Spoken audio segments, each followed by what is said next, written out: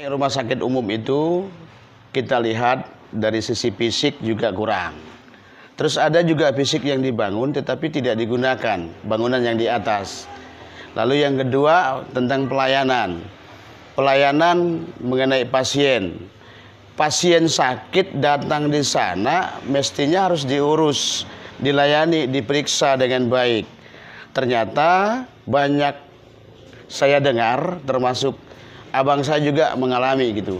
Yang pertama kali dirujuk di situ dan diobati, diperiksa. Tetapi yang kedua kali tiba-tiba langsung datang di situ langsung dirujuk di rumah sakit Serukam.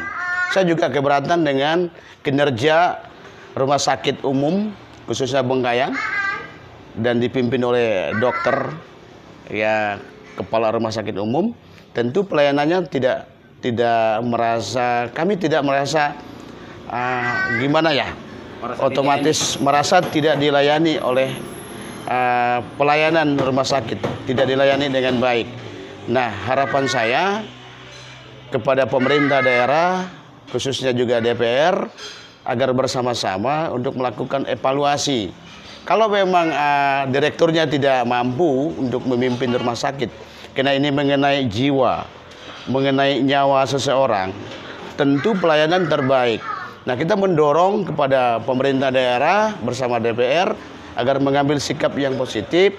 Kedepannya rumah sakit itu lebih baik. Jika perlu ya harapan masyarakat Kabupaten Bengkayang, harapan saya sebagai masyarakat Kabupaten Bengkayang, kalau memang tidak cocok, tidak mampu menjadi seorang pemimpin sebagai direktur rumah sakit umum, ya sudah ganti, mundur saja. Kan masih ada yang mau, masih ada yang mampu. Nah, hal ini segera dievaluasi. Kami minta sikap dari pemerintah bersama DPR agar sinergi untuk mengurus rumah sakit ini, bahkan menaikkan grade-nya. Dari tipe B mungkin bisa tipe AA, dari C ke B ke A. Nah, harapan ke depan ini salah satu rumah sakit yang kita harapkan. Rumah sakit umum yang sudah dibangun oleh pemerintah di zaman Pak Suryatman Gidot. Tentu harapan ke depan agar pelayanannya lebih terbaik, melayani dengan hati dan nurani. Nah, ini harapan ke depan. Jangan langsung datang pasien tanpa diperiksa, langsung dirujuk di rumah sakit Serukam, di rumah sakit Abdul Aziz. Nah, banyak yang mengalami, khususnya warga Bengkayang. Daripada begitu bagus ditutup. Mungkin ada hal-hal lain juga yang akan terjadi, terutama ya mengenai bangunan. Bangunan itu juga tolong dong dimanfaatkan dengan baik. Kalau dibangun tentu ada isinya. Isinya apa? Sumber daya manusia yang kita maunya. Nah, begitu juga secara administrasi. Secara administrasi rumah sakit umum itu mestinya baik, profesional. Ini banyak juga indikasi yang kurang baik. Mungkin saja ada terjadinya indikasi korupsi. Ini dugaan ya. Tetapi boleh kita minta kepada DPR, kepada pemerintah daerah untuk mengaudit kembali mengenai keuangan dan pelayanan, khususnya rumah sakit umum Bengkayang. Itu harapan ke depan. Kalau tidak ya udah tutup aja gitu. Berkaitan daripada menjadi rumah sakit transit gitu. Ya, transit menjadi polemik. Menjadi si malakama masyarakat Bengkayang yang menikmatinya gitu loh. Transit tanpa diagnosa. Ya. Itu dia. Transit tanpa diagnosa itu yang sangat berbahaya. Mestinya prosedurnya gimana? Prosedurnya ikuti aturan. Rumah sakit puskesmas dirujuk ke rumah sakit umum. Kalau sudah nyampe di sana juga diperiksa, ternyata ini rumah sakit tidak ada dokternya dan lain sebagainya, baru bisa dirujuk. Begitu. Seiring dengan saat ini COVID-19 menjadi satu hal yang sangat krusial di masyarakat, ya kan? Dan setiap orang itu memiliki hak untuk mendapatkan perawatan dan kesehatan, ya kan?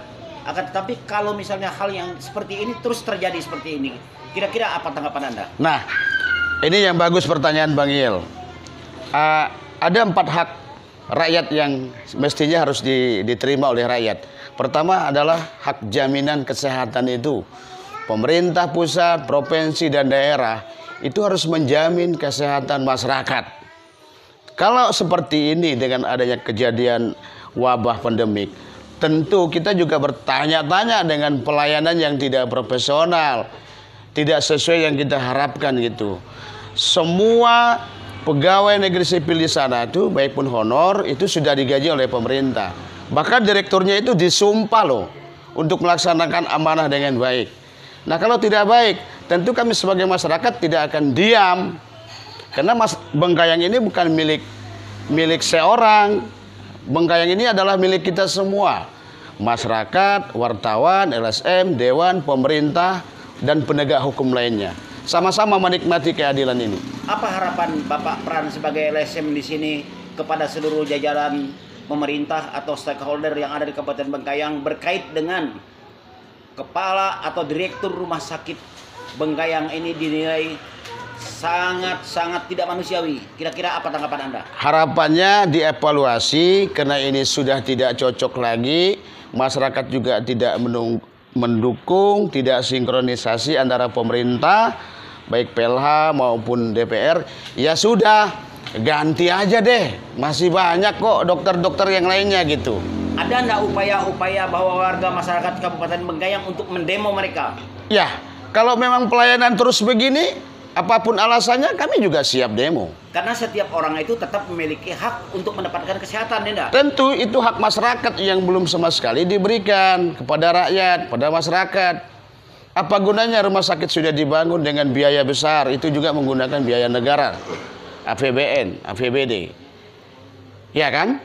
Nah, kalau tidak terbaik melaksanakan apa yang diberikan amanah oleh bupati, ya sudah, baik mundur saja gitu. Daripada nanti jadi masalah. Atau diturunkan secara paksa oleh masyarakat gitu. Ya bisa saja.